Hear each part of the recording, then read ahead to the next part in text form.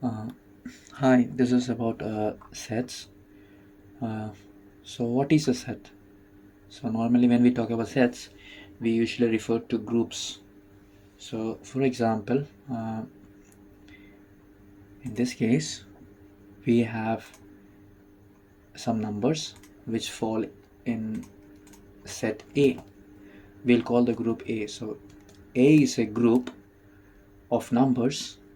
We have 1, 2, 3, 5, 6, and 10. So 1, 2, 3, 5, 6, and 10 forms a group, and this group we will call it A. And then we can have one more group, like say group B, where we have few other numbers. So in this case we can have 2, 4, 5, 7, and 10. So 2, 4, 5, 7, 10 forms another group which we'll call B. Now all of these groups come under a parent group which we will call the universal set. We represent using the letter E in cursive. So E is an universal set, and the elements of these sets are all natural numbers uh, up till 10.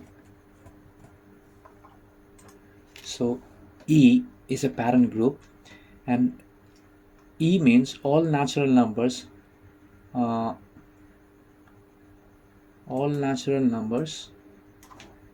up till 10.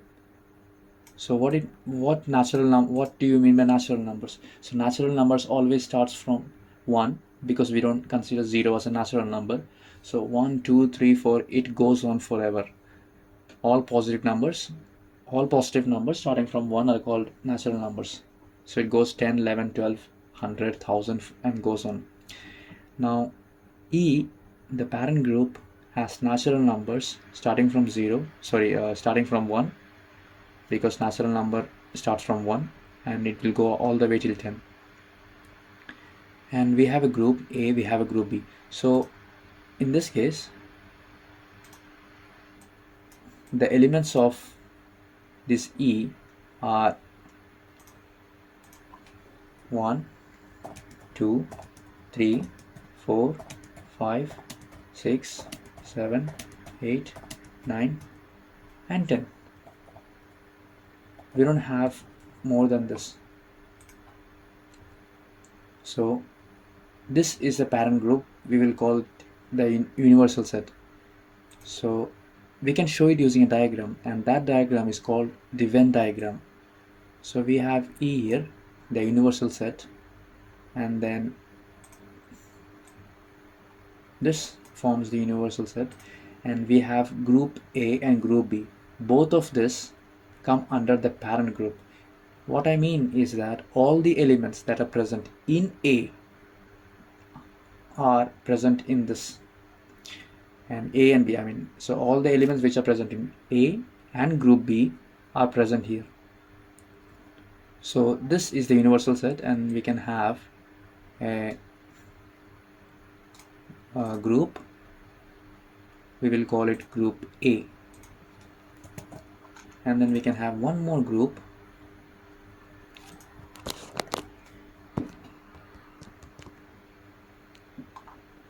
We will call this group B.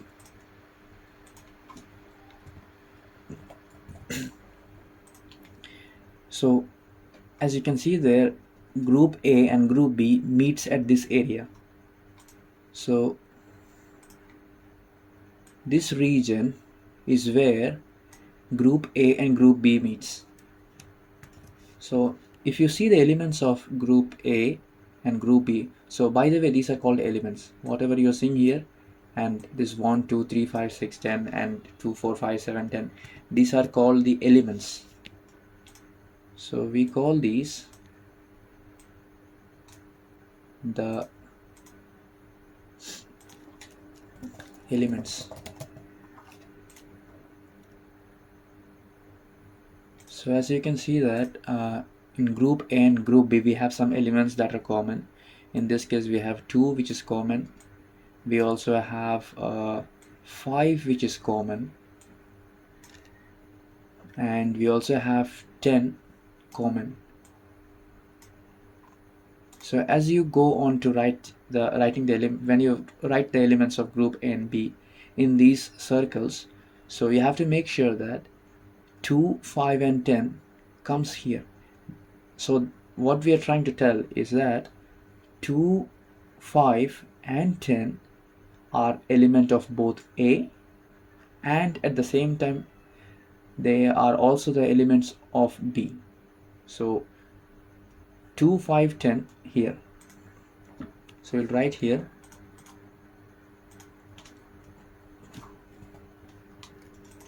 2, then we have 5, then we have 10. So 2, 5 and 10 will come in the place where both A and B meets, and the elements which are present only in A. So we have 1, 3 and 6. So we'll be writing here 1, 3 and 6 because they only are part of A, but they don't belong to B. That's why we have written it separately here. And then the elements of B, we have 4 and 7. So we have 4 here and 7 here, which are solely for B, means which are only for the B but not for the A. That's why we don't write here. So after we consider all this, so we have 1, 2, 3, 4, 5, 6, 7. So 1, 2, 3, 4, 5, 6, 7. All these elements are present in A and B. And then we also have 10, which is present in both of them. But 8 and 9 are present in none of them. So 8 and 9 is neither present in A, it is neither present in B. So since it doesn't fall in any of them, A or B, we will be writing it here, because even though they don't fall, so even though these two numbers don't fall in A or in B, they are still part of the universal set. Hence it should be written in these empty spaces outside the circle. So we will be writing them here 8, and we will be writing here 9. So we have discussed about Venn diagrams and sets in general. So about the notations that will be using. So the common notations that we use in sets are, so we have intersection, then we have subset, then we have union, then we have complement. So these are the notations that we generally use the most. So intersection is represented with a sign like this, subset more like a C, but it's a bit stretched out from sides. Then union is shown with U sign like this, and then complement is shown with a mark on top. Like for example, if you say A complement, that would be A, capital letter or small letter, depending, but normally we show the letters of the sets in capital. So if I say A complement, that would be A with a C on top, or I can also use A with a mark on top. So both of them are valid signs for showing complement. Then we can discuss the things here. I mean, what each of these intersection and subset and union complement means. So intersection normally means this part. So if you have this part, this is called the intersection part. So in this case, for example, A and B. So what is the intersection part of A and B? So I would be writing it like this. Like I have A and then I have B, and between A and B I will be having the intersection sign like this. So then you have curly braces. So A intersection B would be 2, 5 and 10. There is one more thing that you should know. Normally, like when you say probability normally means what is the chance of getting them. Say for example, if you have a die and in a die there are 6 sides, like the dice that you use for playing game like Ludo for example. So a dice has 6 sides, so 1, 2, 3, 4, 5, 6, these are the 6 numbers that are there. So the probability of getting 5 is 1 by 6. The probability of getting 4 is also 1 by 6. Why? Because there are 6 sides, and from 6 sides getting any one face is always 1.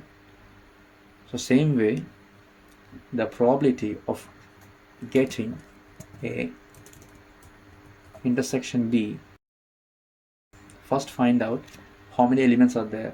So there are 3 elements here out of total 10. So in total in this Venn diagram in total we have altogether 10 elements. So the probability of getting A intersection B is 3, because we have 3 elements for A intersection B out of total 10. So that would be 3 over 10. So that is 3 over 10 for probability of A intersection B.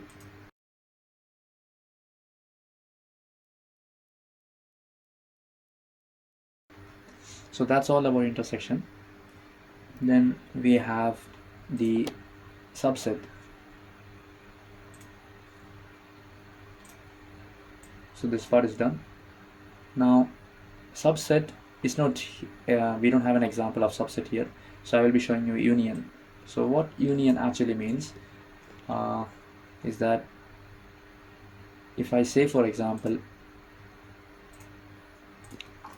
A union B, so we show it like this. So what it means is that I will be considering A and B both.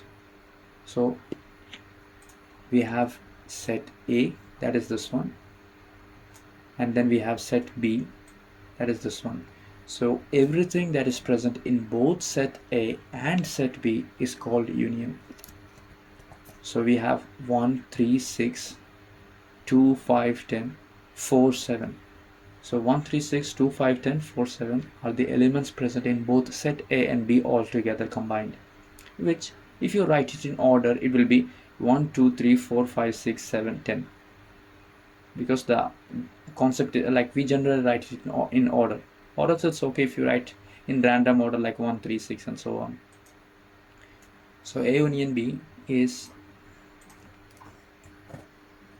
1, 2, 3, 4, 5, 6, 7, 8. Do we have 8? No, we don't have 8. We only have 10. 7 and 10. So that is 7 and 10. So that's A union B. So these are the elements of A union B. That is the reason we have put it in curly braces. But if you get something like what is the probability of getting A union B, so if you have something like this, so it would be, we have here total 8 elements. So we don't put brackets this time, we don't put curly braces, because that is not the, we are not writing the elements present, we are finding the probability.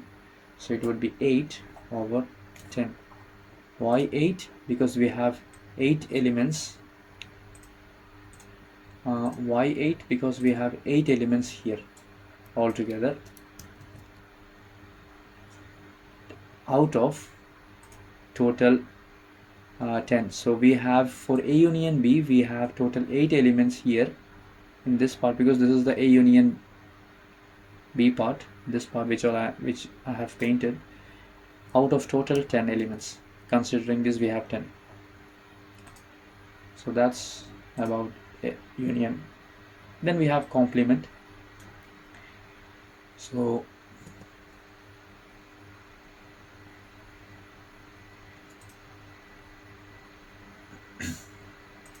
if you have, for example, a, if the question is what is a complement, so you will have a with a c on top, or sometimes you might even get something like a with a mark like a 1 on top. So both are the same thing. So a complement normally means everything that is present outside a. So in this case we have a here, this is a, but everything outside a is called a complement. So what we have outside a is this one. So this part is outside a, this part is also outside a. So everything outside a we have 4, 7, 8 and 9. So we have 4, we have 7, we have 8 and we have 9. These 4 elements are present outside set A. That's the reason we call it a complement. So for a complement